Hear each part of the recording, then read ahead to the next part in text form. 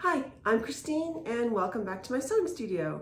Today I am going to be doing a sew with me on Simplicity S8912, this really cute dress. I'm actually doing view D, which is the shorter dress without the sleeves. So the shorter sleeveless dress.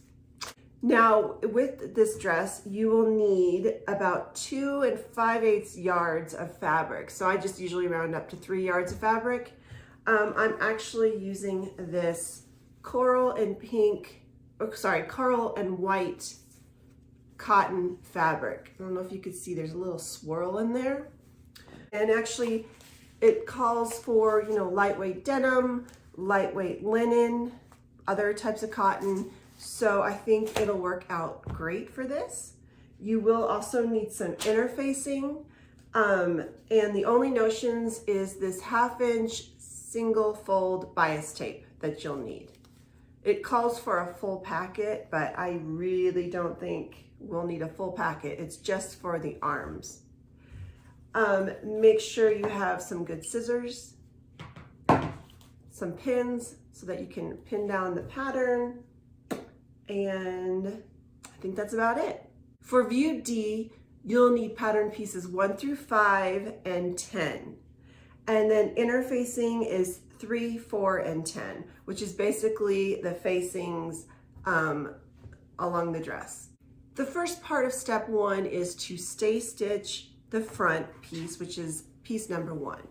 Now stay stitching is where you just stitch probably 3/8 from the edge, and this shows the arrows. You want to do it right along the neck. So it shows in the arrows to go down this way, 3/8 of an inch from the edge. You want to stay stitch because it'll help it from stretching out the neck. So you're going to do that on both pieces of number 1, and then we're going to do the dart. Okay, the second part of step number 1 has to do with the dart. That is on piece number 1. So you will have drawn in these lines that make up the dart. Now there's a bunch of different ways to do darts, but in these instructions, what it talks about is basically you're matching up these 2 lines. So what I do, I hold my finger on the point and then match up the 2 lines of the dart. Then you're going to flip it around so it's right sides to right side along the line here. And you're going to go ahead and pin right along the line, just like that. And here is one that I've already pinned. So you can see that I've got my dart, I've got the line right here, and I just pin right along the line. Now what you're going to do is sew from the point down to the end of the dart. It recommends not back stitching right here because then it'll tend to get clumped up a little bit. It talks about sewing a knot in the thread right there. I don't usually do that, but sometimes I will leave a little bit extra thread there. So start out sewing here, going all the way out, and then you've got your dart. Okay, I finished my darts. I sewed right along the line here, and then I went ahead and ironed it down towards the bottom of the dress, and then I also ironed on the outside. So there are your darts. Steps numbers 2 through 4 are for the other views. So we're going to skip along to step number 5, which is sewing the front piece together. So we are going to take our piece number 1 and sew them together.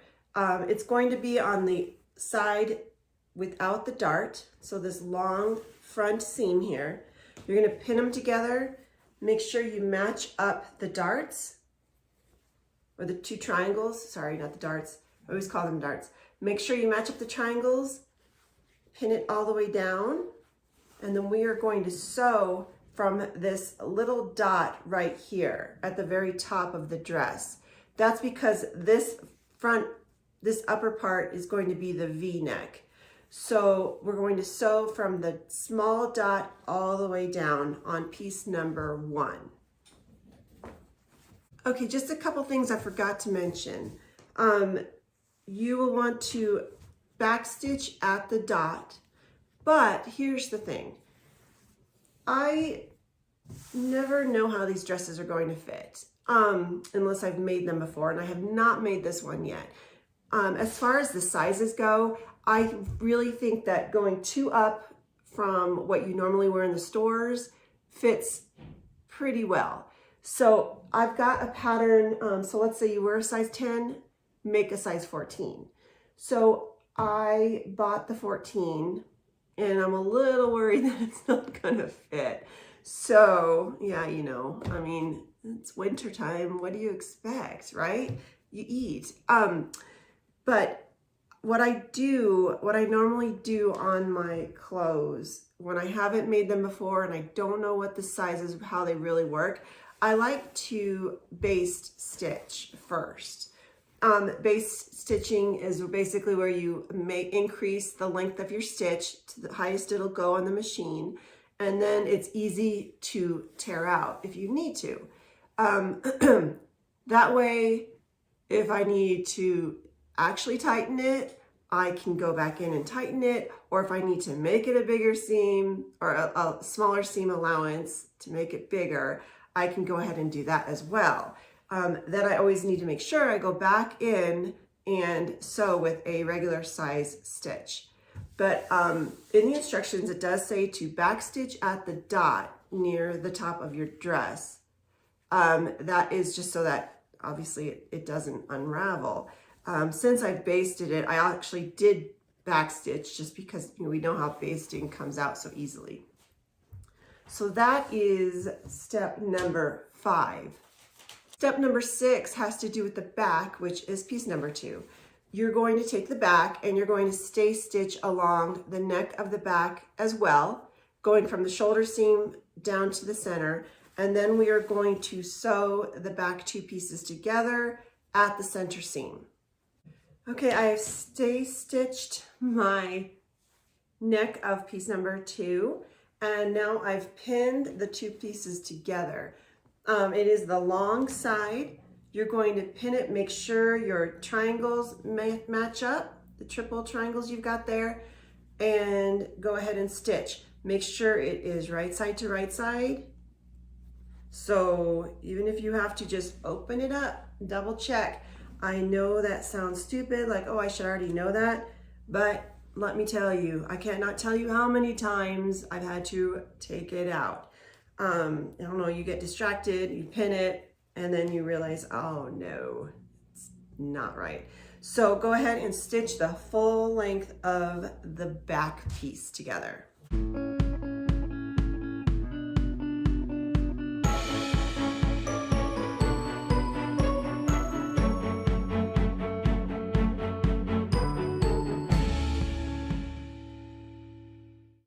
I have sewn my piece number 2 together. Now, normally you'll want to iron each of their seams after you do them, but again, since I'm basting, I'm going to hold off on doing that until the end. So the second part of step number 6 is sewing your front piece number 1 to your back piece number 2 at the shoulders. Again, make sure it's right sides to right sides, and then just pin on the shoulders, matching up your triangles on either shoulder.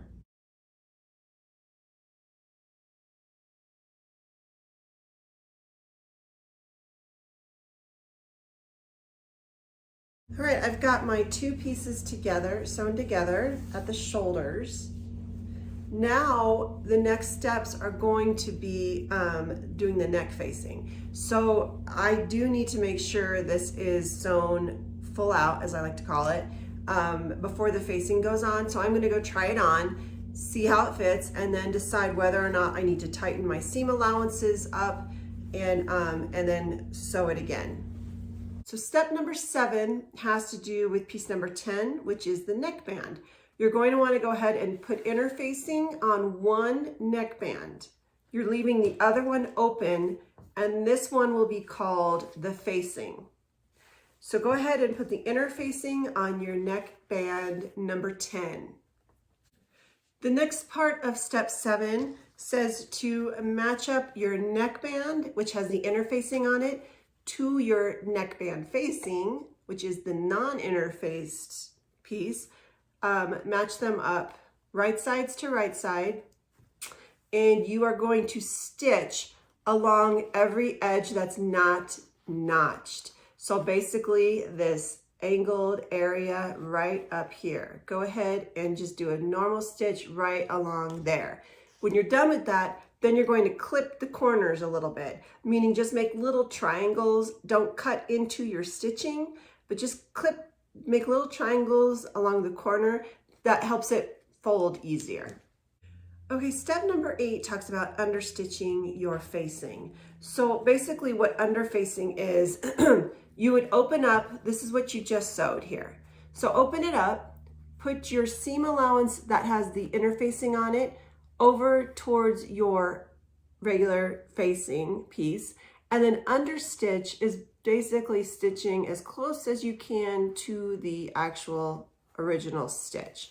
Make sure you're pulling this apart at the seams while you're doing it. Now, I never ever do it on the facing. I never understitch on the facing. So it's not something, I mean, it talks about doing it, but honestly, if you don't do it, I think it works out okay, because I've never understitched facing. So step number 9 says to turn neckband, which is basically turning it right side out. And then you're going to press it together. Go iron it down so that all of it is nice and flat. And then you are going to baste along the rough edge to make sure it stays together. Okay, step number 10 says to pin your neckband to your dress. Make sure it is interface side down up against the right side of your dress, and then match the two darts or the two notches in the back and pin along the dress. Make sure you're straightening it out as you go. You can see it gets all bunched up right here. That's because it will be going on the inside, and that's just the way it is. It'll look fine when you get it turned around. Go ahead and stitch that all the way around. All right, actually the instructions say to just baste this. Now, one thing I just realized, I was going through the steps yesterday to figure out what I'm doing and stuff, and I couldn't understand why there's a neckband and the whole facing that goes around. Usually there's just one thing that gets turned inside your dress as the facing. It should have dawned on me, it's called neckband because it is a neckband. If you look at the pictures, the dress B and D have a little neckband. Huh, isn't that clever? So, which I think is really cute. So there you go. That's why there are two pieces. I finally get it now. It's so funny because it always happens on every new pattern I sew. Something just clicks all of a sudden and it makes sense. So go ahead and just baste it, because we will be putting the facing on, and that will go over the neckband that will then be turned on the inside. So that being said, we probably should have understitched the neckband, but I think what I'll do is when it's all said and done, I'll just go ahead and put a little stitching on the outside there as a finishing touch. So if you did do the understitch like the directions said, good for you. Sorry to screw you up, but there you go. That's what happens. So go ahead and baste it on. Okay, I am glad I basted my neckband on, because what happened was I started from one end and I started sewing it across, and I'm sure this happens to you all the time where it just starts laying out flatter. So I don't know how to explain it. It starts stretching more, I guess, a little bit. And so what ended up happening was my neckband was actually a lot closer to the edge than when I started on this side. So I had to yank out those seams, and thankfully it was basted. And what I did next time was when I started sewing, I started from the center back and went out, and then went back to the center back and went out. That way it's not, the whole thing gets bunched up, and at the end you've got just a teeny bit of neck left. So when you've sewed it on, just make sure, turn it out right side out, Make sure it looks good. Make sure it's not bunched up, or if it is, it looks okay. And make sure that your two remaining pieces of neck are the same length. Okay, step number 11 has quite a few parts, and it has to do with the front facing, the two pieces of number 3, along with the back facing number 4. You're going to put your inner facing on piece number 4 and both pieces of number 3.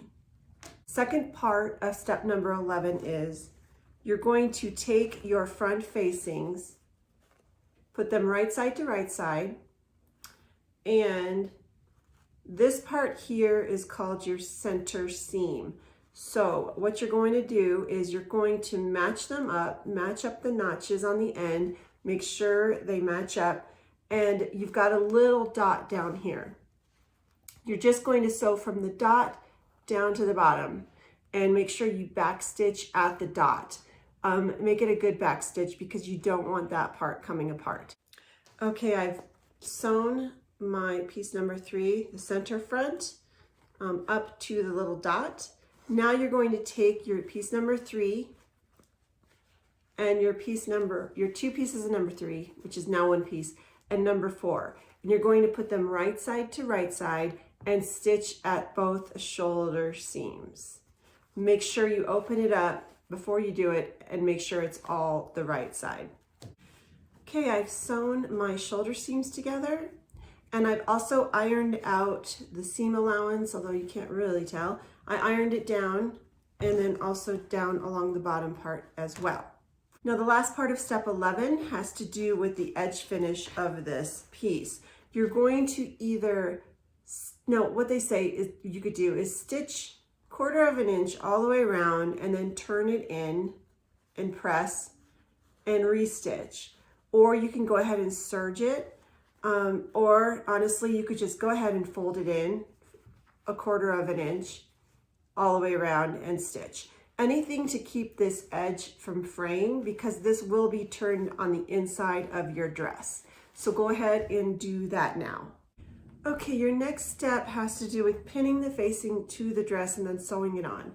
So you've got your front facing number 3 and back facing number 4. You're going to pin it over your neckband. So your neckband will be in between your dress and your facing. The facing needs to be right side down, your dress right side out. So you'll have the dress right side and the inner facing of the facing up. Go ahead and pin it around. Make sure you match your notches in the back, your shoulder seams as best as you can. If they don't match up perfectly, it's okay because this will be turned inside. And make sure you match the front corner of your neck right there. And then, pin it down all the way. So now what you're going to do now is sew it on from this dot down at the bottom of your neck up. You're going to pivot at the corner here. So you're going to stick your needle in, turn it around, and then sew it all the way around, and then pivot there and go down. Now, again, I do recommend basting this. There are a lot of pieces on here, and if you have to take those seams out, it will be a pain. Okay, I have sewn my facing onto my dress. Now, I basted it. I went ahead and turned it right side out before stitching it for real, just to double check everything looks good. And actually what I did was I ended up raising my V in my, on the chest. It was a little low for me. So what I ended up doing was I went back in, and instead of, how we sewed up to the circle, I went ahead and sewed farther up, and I also sewed up farther on the main portion of the dress on the front part. Flipped it back over to see how it looks. I still have to sew it, you know, full out and everything, but I also found out, or I also noticed that my corners up here, one of them looked a little weird, so I redid that to make sure that they both match up. And in the back here, a couple of the gathering parts here looked a little weird. So, oh, say hi to Bella. Bella has not been in one of my videos in a while, so she wanted to say hi. So I pulled a couple of those so that when I go back in and sew it, I can fix it. So now go ahead and sew it for real. Okay, I have sewn it on. I've turned it right side out, and I have also ironed it all down to make sure it looks good. Now the next step, step 14, or I'm sorry, step 15 is for the views A and C. Step 16 is for our dress. So go ahead and basically top stitch right along the V here. And then it says to square off the stitch at the bottom. That just helps finish it off. Okay, so now we are on step 17, and this has to do with the pockets. So you're going to take your pockets, and you're going to take each set of pockets, put them right side together to right side together on both piece 1 and 2, matching up with the notch on either side. So when you get them all pinned on, just kind of make sure, you know, fold them over, make sure they look right, they match up, and it is the correct side. Now you're going to go ahead and stitch a short little stitch about 5/8, what does it say? It says, no, I'm sorry, about 3/8 inch from the edge. You're going to stitch it from the big dot to the big dot. So you won't be stitching the entire pocket down, just from one big dot to one big dot on all 4 of your pockets. All right, after you have sewn your pockets on, the next step does say to understitch the front pocket, which I do recommend doing.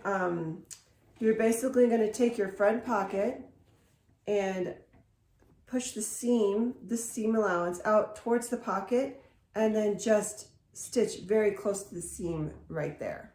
The next step is number 20, where we're going to sew the sides together. So you're going to pin it along the side. When you hit your pocket, you're going to stop at the circle and then sew around the pocket to the other circle, and then sew all the way down. So you want to make sure you keep the opening of the pocket open. So go ahead and do that on both sides. Okay, I have finished sewing my dress together, and now we are going to work on the armholes. This is where we're going to take our 1/2 inch single fold bias tape. You are going to open up 1/2 of it, and so you'll see I've got this little part here is the folded down. I've opened up 1/2 of it and ironed it down, and you are just going to pin the opened part to your dress on the right side, and make sure the folded out part, the folded area, is sticking out. So this will look like this. This will be pinned to the dress, and this folded piece is sticking out. Okay, and go ahead and pin it all along your arm, and then overlap a little bit at the very end. And then you're going to sew it as close to the edge as you can. Actually, what I normally sew, where I sew it, is right where the fold used to be. So pin it and then sew it along that area. Okay, so I have sewn on my bias tape on my arm. Once I sewed it, I folded it to the inside, and then I sewed along the edge to hold it down. So you sew it on the outside, then you fold it so that nothing is showing on your arm, and then you sew it along the edge again. Now the last step was to hem, so I went ahead and tried it on, pinned it to where I wanted it to be, and then I did serge the edges, and My hem is about 1 inch thick, just because that's where I wanted it after I serged it. And then before you sew it, try it on again, make sure it looks straight, and make sure it's the right length. It's just the best idea to do that. Now, if you have a serge machine, great, then you just really need to fold your hem over once. If you do not have a serger, I do recommend, let's see if I can pull this up. I recommend you folding it over once and then folding it over a second time. You probably can't see that, but I recommend a double fold, because if you do just hem it once over, all the rough edges are going to be fraying the first time you wash it. So I do recommend a double fold if you don't have a serger. I'm actually really happy with it. It actually does fit fairly, it'll hopefully fit for when I go to Mexico. Let's just put it that way. I'm leaving in about 6 weeks.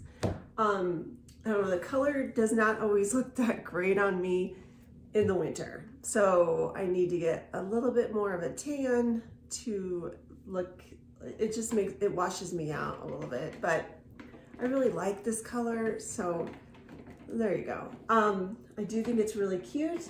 I really do like this little neckband up here. I don't have a dress like that. Yeah, I'm really happy with it.